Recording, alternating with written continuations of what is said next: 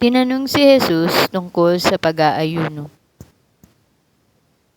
Lumapit kay Jesus ang mga alagad ni Juan na tagapagbautismo at siya'y tinanong, "Kami po ay madalas mag-ayuno, gayon din ang mga Pariseo.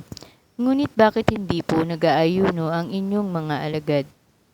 Sumagot siya, "Dapat bang malungkot ang mga panauhin sa kasalan habang kasama pa nila ang lalaking ikinasal?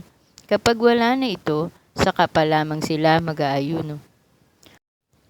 Walang nagtatagpi ng bagong tela sa isang lumang kasuotan, sapagkat kapag umurong ang bagong tela, mababatak nito ang tinagpian at lalong lalaki ang punit.